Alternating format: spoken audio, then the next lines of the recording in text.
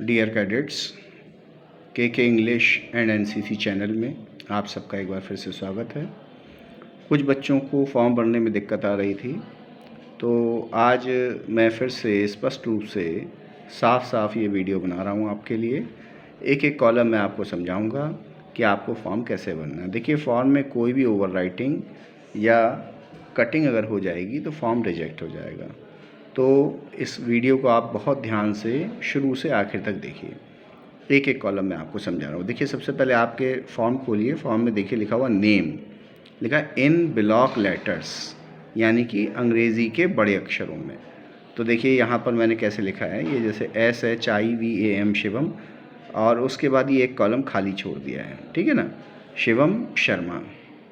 तो शिवम शर्मा ऐसे नहीं लिखना है कि शिवम लिखा और यहीं से एस शुरू कर दिया, तो फॉर्म गलत हो जाएगा। शिवम शर्मा। और इसी प्रकार से जैसे किसी का नाम पूजा गुप्ता है तो पूजा एक कॉलम छोड़ेंगे, फिर गुप्ता लिखेंगे, ठीक है। और ब्लैक पेन से ही इसको भरना है।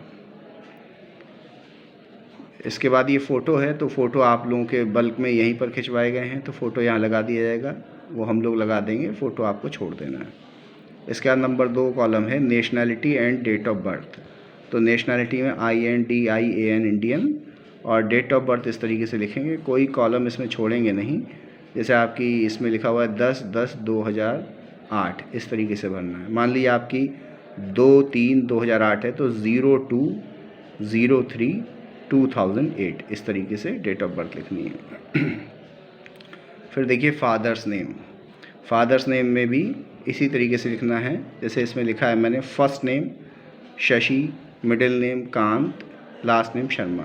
मान लिए शशि शर्मा होता, मिडिल नेम नहीं है तो मिडिल नेम खाली छोड़ देंगे, शुरू में लिखेंगे और लास्ट में लिखेंगे। मदर्स नेम लिख देंगे, और बीच में जैसे ये सुशीला शर्मा है तो बीच में एक कॉलम देखिए ब्लैंक छोटा हुआ है, इस तरीके से इसको भरना है। ध्यान रहे कि फॉर्म को साफ भरना है, कोई दिक्कत हो तो ना भरें, एनसीसी ऑफिस में आकर भरवा लें, और गलत नहीं होना चाहिए। परमानेंट एड्रेस, तो यहाँ पर एड्रेस आप पूरा लिख देंगे। एड्रेस लिखने के लिए ये ध्यान रखिए कि जो आपका एड्रेस है ऐसे ही नहीं लिख देना है, आपको अपना आधार कार्ड या वोटर आईडी, जो आधार कार्ड या वोटर आईडी में जो आपका एड्रेस लिखा हुआ है वो पूरा एड्रेस लिखना है, छोड़ना नहीं है। और लास्ट में पिन ज़रूर लिखना है, अगर पिन नहीं लिखा है तो एड्रेस अधूरा माना जाएगा। उसके बाद है मोबाइल नंबर, तो मोबाइल नंबर यहाँ पर अगर 2 हैं तो दोनों लिख दें, ऑब्लिक लगा दें बीच में, फिर दूसरा मोबाइल नंबर लिख दें। उसके बाद है ईमेल आईडी। जो जेडी के बच्चे हैं वो ईमेल उनका अगर नहीं बना हुआ है तो इसको खाली छोड़ देंगे। एसडी के बच्चे हैं उनका जो ईमेल आईडी सही हो वो यहाँ पर लिख देंगे। कुछ बच्चे ईमेल आईडी भी कैपिटल लेटर्स में लिख देते हैं, तो ईमेल आईडी छोटे लेटर्स में लिखना है, स्मॉल लेटर्स में लिखना है, कैपिटल लेटर्स में नहीं लिखना है। देख लीजिए किस तरीके से लिखा हुआ है ये। उसके बाद है ब्लड ग्रुप, तो ब्लड ग्रुप लिख देंगे जो भी आपका ब्लड ग्रुप है, नहीं है तो ब्लैंक छोड़ देंगे। सेक्स, लड़के यहाँ पर MALE मेल लिखेंगे, लड़कियाँ हैं तो FEMALE फीमेल लिखेंगे। Nearest railway station column number 10 है, तो जहाँ भी आप रहते हैं वहाँ पर आसपास जो भी रेलवे स्टेशन है उसका नाम लिखना है, और लखनऊ के बच्चे यहाँ पर 4 बार लिख सकते हैं। नियरेस्ट पुलिस स्टेशन, तो पुलिस स्टेशन आप जहाँ भी रहते हैं, आलमनगर रहते हैं तो आलमनगर लिखना है, ठाकुरगंज में रहते हैं तो ठाकुरगंज लिखना है, दुबग्गा रहते हैं दुबग्गा लिखना है। जहाँ भी आप रहते हैं वहाँ का आपको पास में जो भी पुलिस स्टेशन है वहाँ का एड्रेस लिखना है। फिर एजुकेशनल क्वालिफ़िकेशन 12वां कॉलम है, इसमें आपको जो जेडी के बच्चे हैं वो 8th पास लिखेंगे, जो एसडी के बच्चे हैं वो यहाँ पर 11 लिखेंगे, रोमन में 11 पास। उसके बाद आपके मार्कशीट में देख लें आपको कितने अंक प्राप्त हुए हैं, पहले वो लिखें, ऑब्लिक करके टोटल मार्क्स लिखें, और उसके बाद उसका परसेंटेज अगर निकाल पाएँ तो लिख दें, नहीं निकाल पाएँ तो केवल नंबर लिखकर छोड़ दें। इसके बाद है आइडेंटिफिकेशन मार्क एटलीस्ट 2। इसमें बहुत बच्चों को कन्फ्यूज़न है कि क्या लिखा जाएगा। तो देखिए, इसमें आपके शरीर में जो भी कोई दो चिन्ह हो, कोई तिल हो, कोई दाग हो, या कोई जले का निशान हो, कटे का निशान हो, किसी भी प्रकार का, तो उसको आपको लिखना, और 2 लिखने हैं इसमें। और ये पहला जो वाला जो है, ये ऐसा, कुछ बच्चों ने ऐसा लिखा कि पहला वाला लिखा दूसरे कॉलम तक आ गया। नहीं, पहला वाला पहले ही कॉलम में आना चाहिए, दूसरा वाला दूसरे कॉलम, और दोनों ही लिखने हैं। और ये नहीं समझ में आ रहा है तो उसको छोड़ दीजिए, यहाँ पर ऑफिस में आकर के पूछ करके इसको भर लेंगे। जैसे ये लिखा है ब्लैक पॉइंट ऑन हैंड, कि हाथ पर तिल है। ब्लैक पॉइंट ऑन चेस्ट, सीने पर तिल है। तो ये 2 पहचान के चिन्ह हो गए। इसके बाद 14 है, have you ever been convicted, तो इसमें NA लिख देना है। उसके 15 name of school and college, तो कालीचरण इंटर कॉलेज लखनऊ। और स्ट्रीम लिखनी है, आप आर्ट साइड में पढ़ रहे हैं, कॉमर्स में पढ़ रहे हैं, साइंस में पढ़ रहे हैं, कक्षा 11 के बच्चे लिखेंगे, ये कंप्यूटर में पढ़ रहे हैं। ये पहला पेज आपका हो गया। इसके बाद दूसरे पेज पर आएंगे। देखिए दूसरे पेज पर यहाँ पर कॉलम नंबर 16 है, विलिंग टू बी एनरोल्ड, तो यहाँ पर आपको यस लिख देना है। उसके बाद 17 number, NCC unit to be enrolled in, किस NCC यूनिट में आप एनरोल होने जा रहे हैं, तो यहाँ पर सभी लोग देख लें कैसे लिखना है। 63 लिखना है, एक कॉलम छोड़ के UP लिखना है, फिर कॉलम नहीं छोड़ना है, BN लिखना है, फिर NCC लिखना है। उसके बाद 18 column, have you been enrolled in NCC earlier, पहले आप NCC में रह चुके हैं तो नो लिख देना है। उसके बाद 19, have you been dismiss from NCC, तो नो लिख देना है। उसके बाद 20वां नंबर देखिए, इसको ध्यान समझ लीजिए, next of kin with address. तो यहाँ पर क्या है कि कुछ बच्चे जैसे कानपुर के रहने वाले हैं, बाराबंकी के रहने वाले हैं, बाहर के रहने वाले हैं, और यहाँ लखनऊ में वो किराए पर रह रहे हैं या अपने किसी रिश्तेदार के यहाँ रह रहे हैं। तो यहाँ लखनऊ का इसमें एड्रेस डालना है कि जहाँ भी आप रह रहे हैं वहाँ का लोकल एड्रेस क्या है। तो आप जैसे इसमें ये सत्यम शर्मा के यहाँ रह रहा है ये लड़का, और वो इसका भाई है, ब्रदर है। तो जो भी आपके जहाँ भी आप रह रहे हैं उनका नाम लिखिए, और ब्रैकेट में लिख दीजिए वो आपके कौन हैं। लैंडलॉर्ड, मकान मालिक हैं तो लैंडलॉर्ड, बड़े भाई हैं तो ब्रदर, ठीक है, अंकल चाचा जी हैं तो, और वहाँ उनका एड्रेस लिख देना है, पिन भी लिखना है इसमें। और मान लीजिए आप यहीं के रहने वाले हैं और यहीं रह रहे हैं, वही आपका जो पीछे एड्रेस पड़ा था वही एड्रेस है, तो वही एड्रेस यहाँ पर रिपीट कर देंगे। उसके बाद है 21 number, bankers detail IFSC code. तो इसके लिए आपका जिस बैंक में खाता है उसकी आप पासबुक देखेंगे, उसमें आपका क्या IFSC कोड है बैंक का, वो लिख देंगे देख करके, साफ साफ, ओवर राइटिंग नहीं करेंगे। और मान लीजिए अगर आपका IFSC कोड नहीं पता चल रहा है तो आपका बैंक जहाँ पर है, कौन सी ब्रांच है, जैसे मान लीजिए HDFC बैंक चौक में है लेकिन आपको IFSC कोड नहीं पता है, तो आप गूगल पर सर्च कर लीजिए कि चौक HDFC IFSC, लिख करके आप सर्च करेंगे तो वो आपको IFSC बता देगा, वो यहाँ लिख देना है। कन्फ्यूज़न हो तो पूछ के लिखें। बैंक अकाउंट नंबर, तो जो भी अकाउंट नंबर आपका है वो लिख देना है। आधार नंबर, तो आधार नंबर लिख देना है। पैन कार्ड नहीं है तो नॉट अवेलेबल लिख देना है।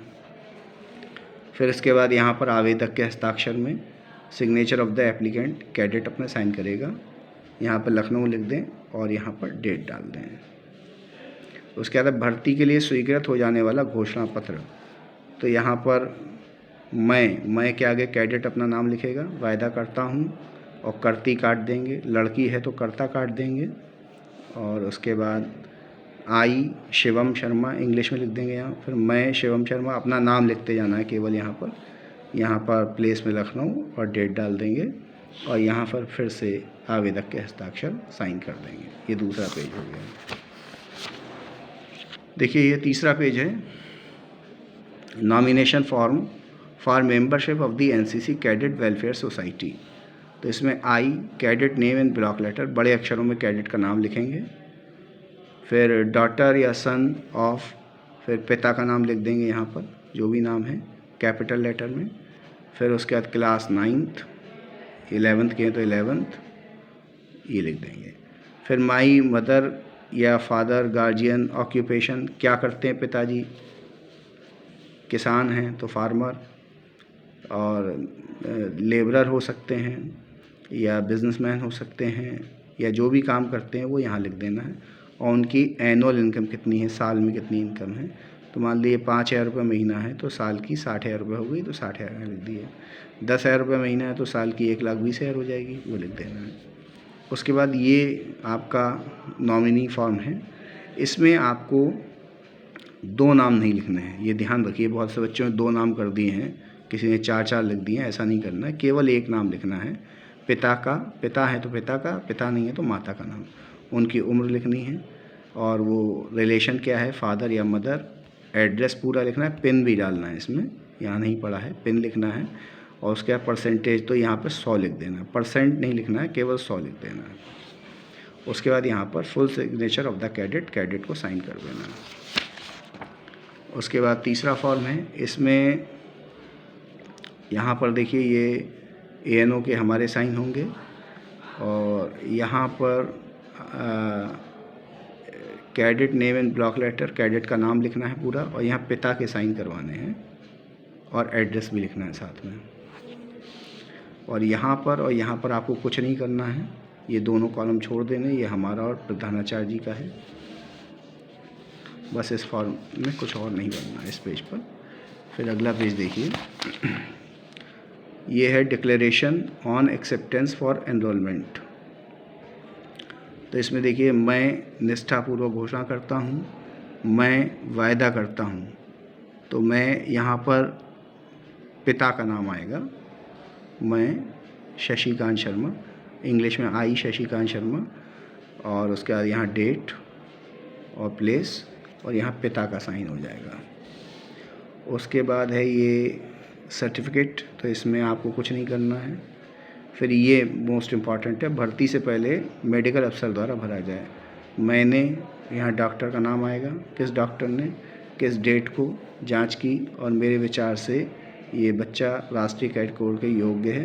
तो योग्य अयोग्य इसमें तो लिखा हुआ, तो अयोग्य काट देना है, योग्य है। और यहाँ पर स्थान और डेट, और यहाँ पर डॉक्टर का सिग्नेचर और उनकी मुहर आ जाएगी। फिर ये आगे का, इसमें कुछ नहीं भरना है। फिर ये लास्ट पेज है, इकरारनामा। तो इसको देख लीजिए, यहाँ पर लिखा है साक्षी। तो इसमें जो भी NCC के सीनियर कैडेट्स हैं, उन 2 लड़कों के नाम और एड्रेस लिखवाना है। यहाँ पर नाम और एड्रेस करवाना है, साइन करवाने हैं। तो इसे आप छोड़ दीजिए, ये हमारे सीनियर कैडेट कर देंगे। इसको देखिए, यहाँ आवेदक का यानी कैडेट का सिग्नेचर हो जाएगा। नंबर जो आपका सिलेक्शन लिस्ट आई है उसमें आपको एक नंबर अलॉट हुआ है, वो नंबर लिखना है यहाँ पर। और नेम, और यूनिट में वही 63 UP BN NCC। और यहाँ पे पिता के हस्ताक्षर कराने हैं, नेम पिता का, और एड्रेस और पिन भी लिखना है। तो बच्चों, ये था पूरा NCC फॉर्म। मैंने एक एक कॉलम आपको समझा दिया है, क्या चीज़ कैसे लिखनी है। 2-3 चीज़ें इसमें ज़रूर ध्यान रखनी है। ये जो आपकी डेट ऑफ बर्थ है, ये वही डेट ऑफ बर्थ होगी जो आपकी कक्षा 8 की या कक्षा 10 की मार्कशीट पर लिखी हुई है, उससे अलग नहीं होनी चाहिए डेट ऑफ बर्थ। ठीक है, कुछ बच्चों की आधार कार्ड में अलग है, मार्कशीट में अलग है, तो मार्कशीट वाली डेट ऑफ बर्थ यहाँ लिखनी है। और एड्रेस आधार कार्ड वाला लिखना है, और पिन ज़रूर लिखना है, फ़ोटो नहीं लगाना है। ठीक है, तो ये फॉर्म था।